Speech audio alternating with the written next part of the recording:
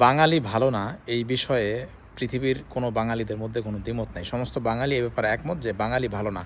কিন্তু নিজে ভালো না এই ব্যাপারেও আবার একমত। মানে নিজে ভালো, সবাই সমস্ত বাঙালি নিজেকে ভালো মনে করে, নিজের আশপাশকে ভালো মনে করে, বাট অন্য বাঙালিরা সবই খারাপ, এটা তারা বাঙালিদের একটা মজ্জাগত ব্যাপার, এই বিশ্বাস। আবার আপনি যদি ইউরোপে কোনো বাসা ভাড়া নিতে চান, আপনার পরিচিত কোনো বাঙালি বন্ধুকে যদি বলেন যে, যদি বোঝাইতে চান যে আপনি যে এলাকায় থাকেন সেই এলাকাটা খুবই পশ, এলাকাটা খুবই ভালো, তাহলে আপনাকে এটা নিশ্চিত করতে হবে যে ওইখানে কোনো বাঙালি নাই। বিষয়টা বুঝতে পারছেন তো? তো এই বিষয়ে কেন আসলাম, আমি একটা ঘটনা বলি। গতকালকে আমার সাথে একটা দুর্ঘটনা ঘটে গেছে। আল্লাহর রহমতে আমি সুস্থ আছি। আমার একটা রোড অ্যাক্সিডেন্ট হয়েছিল আমার। সো ওইখানে অনেক কিছু হয়েছে। ইটালির ট্রিটমেন্ট নিয়ে আমি অনেক কথা বলবো, কিন্তু এটার সাথে বাংলাদেশের ট্রিটমেন্ট উন্নত না হওয়ার যে মূল কারণটা সেটাও আমি বলবো পরবর্তীতে। তো ইটালির যে ট্রিটমেন্ট সেটা আপনাদেরকে বলি কি হইলো গতকালকে আমার সাথে। আমি একটা কথা বলে রাখি, আমার কন্টেন্টে আমি কোথাও কিন্তু ইউরোপিয়ান কালচারকে প্রমোট করি না। আমি মূলত এই আলোচনাগুলো এই জন্য আনি যে হচ্ছে বাংলাদেশের জীবনযাত্রা কোথায় আটকে আছে, কী কারণে বাংলাদেশের মানুষ হচ্ছে যে ইউরোপের মতো সুযোগ সুবিধা পায় না, ওই জায়গাগুলোতে আমি ফোকাস করি। কিন্তু নর্মাল যারা ইউরোপিয়ান কন্টেন্ট ক্রিয়েটর আছেন, ওনারা ইউরোপ, আমেরিকা, অস্ট্রেলিয়া এসব দেশের সৌন্দর্যটা ওনারা এমনভাবে তুলে ধরেন যে এইটার কারণে বাংলাদেশের মানুষের বিদেশে আসার আগ্রহটা আরও চরম পর্যায়ে বেড়ে যায়। বাট বাংলাদেশের কী কারণে ঠিক বাংলাদেশের মানুষ সুবিধাগুলো থেকে বঞ্চিত, ওই জায়গাটাতে কিন্তু কেউ ফোকাস করেন না। কেন করেন না সেটাও আমি বলবো। কী রে, যাও। তো যেটা বলছিলাম, আমি গতকালকে অ্যাক্সিডেন্ট করার পর সাথে সাথে 5 মিনিটের মধ্যে হচ্ছে যে অ্যাম্বুলেন্স চলে আসে, এবং আমার আশেপাশের গাড়িতে যারা ছিল ওনারাই নিজেরা অ্যাম্বুলেন্সকে কল করেন, এবং ওনারা হচ্ছে যে আমার জন্য দাঁড়ায় থাকেন আমি ঠিক আছি কি না, আমাকে তারা টেনে তোলে মোটরসাইকেল থেকে পড়ে যাওয়ার পরে।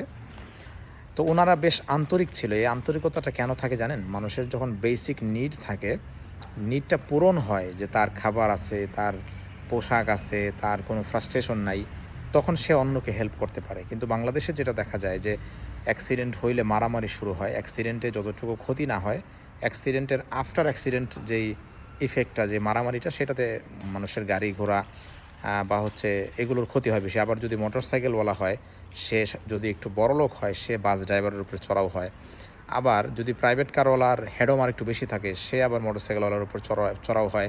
আর রিক্সাওয়ালাদেরকে তো মাইর ফ্রি, মানে যে কোনো কারণে আপনি অ্যাক্সিডেন্ট করেন না কেন, আপনি রিক্সাওয়ালাকে মারবেন, অটোওয়ালাকে মারবেন, এই অধিকার আপনার কুদরত আপনাকে দিচ্ছে। আপনার জন্মগতভাবেই একজন মোটরসাইকেলওয়ালা এই অধিকার নিয়ে জন্মাইছে যে সে শত ভুল করলেও একজন রিক্সাওয়ালা বাবার বয়সী বৃদ্ধকে মারা হবে। এটা আমাদের সমাজ এটাকে অ্যালাউ করে।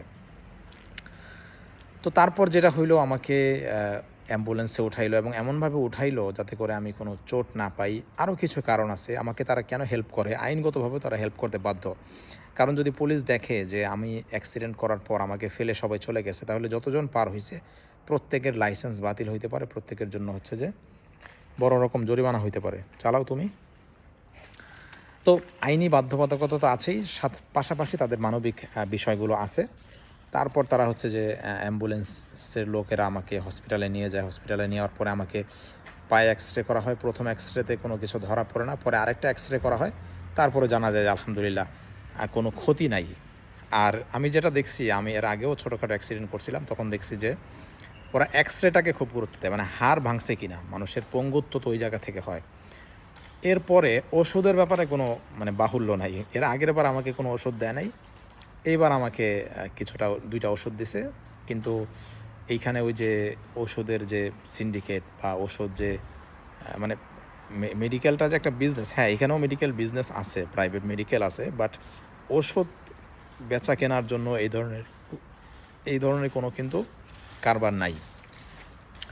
আবার আমি যে অ্যাক্সিডেন্ট করলাম, যে বিষয়টা উল্লেখ করা জরুরি মনে করতেছি, আমাকে 7 দিনের ছুটি দেয়। 7 দিন আমি বাসায় থাকবো, কিন্তু আমাকে সরকার পে করবে। আমাদের মানে এখানকার একটা প্রতিষ্ঠান আছে যেটাকে ইমস বলে। তো আমি যখন দেখলাম ডাক্তার যেই মুহূর্তে আমাকে প্রেসক্রিপশনে 7 দিন ছুটি লিখে দিল, সাথে সাথে আমি আমার কাজের জায়গায় ওইটা মেইল করলাম। এবং একই সাথে আমার কাছে একটা মেসেজ চলে আসলো যে সরকারের যে কোষাগার, যেখান থেকে আমার পেনশনের টাকা থেকে আমাকে যে বেতন দিবে, ওইখান থেকে একটা নোটিফিকেশন চলে আসলো যে ওরা এই রিসিপ্টটা অ্যাকসেপ্ট করছে। মানে এইটা হচ্ছে যে একজন নাগরিককে কতটুকু গুরুত্ব দিতে হয় সেটার একটা সংক্ষিপ্ত বর্ণনা আপনাদেরকে দিলাম। এইবার আসি আমাদের দেশের বিবেচনায় এইখানকার যে মানে পার্থক্যটা কোথায় দেখেন। আমাদের দেশে যদি একটা মানুষ অ্যাক্সিডেন্ট করে, তারকে নেওয়ার জন্য কোনো অ্যাম্বুলেন্স আসবে না। তারপরে হচ্ছে মানুষজনও তাকে খুব একটা ধরবে না। হ্যাঁ, আছে অনেক মানবিক লোক আছে, তারা ধরবে। তারপরে এই যে সে অসুস্থতার কারণে যে কয়দিন কাজ করতে পারবে না, তার পরিবার চালানোর জন্য পয়সা, এইটা তো বহু দূরের ব্যাপার। তো এগুলো কেন হয় নাই, এই অঞ্চলে এগুলো কেন হয়েছে? এগুলো আসমান থেকে আসছে না, আসমান থেকে আসে না, এই অঞ্চলের মানুষ এগুলো করছে। আরেকটু যদি স্পেসিফাই করে বলি, সরকার এগুলো করছে, যারা এই দেশটাকে চালায় তারা এগুলো করছে।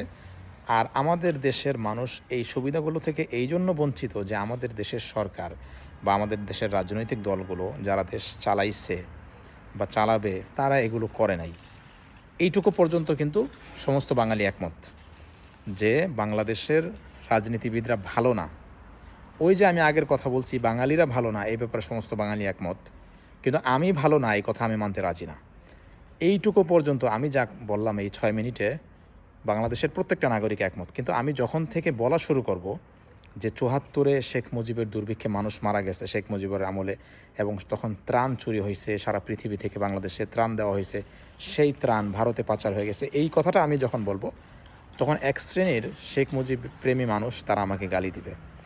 আবার আমি যখন বলবো যে বেগম খালেদা জিয়ার আমলে 1991-তে তিনি যখন ক্ষমতায় আসেন, তখন সরকারিভাবে আমলাতন্ত্র শুরু হয়, বা হচ্ছে যে আমলাদের মধ্যে দলীয়করণ শুরু হয়, এই কথাটা আমি যখন বলবো, তখন আবার খালেদা জিয়ার সমর্থকরা, বিএনপির লোকেরা আমাকে খারাপ বলবে।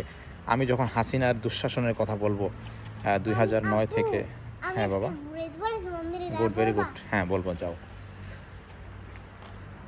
তো আমি যখন আবার বলবো যে 2009-এ মানে 8-এর শেষ দিকে নির্বাচনে যখন হাসিনা ক্ষমতায় আসে, সে হেফাজত গণহত্যা ঘটায়, সে হচ্ছে যে আপনার হচ্ছে যে জুলাইয়ে 2000 মানুষ, 1500 মানুষ মারে, 20,000 মানুষকে আহত করে, এই কথাগুলো যখন আমি আবার বলবো, তখন আবার এক শ্রেণীর মানুষ ক্ষেপে যাবে।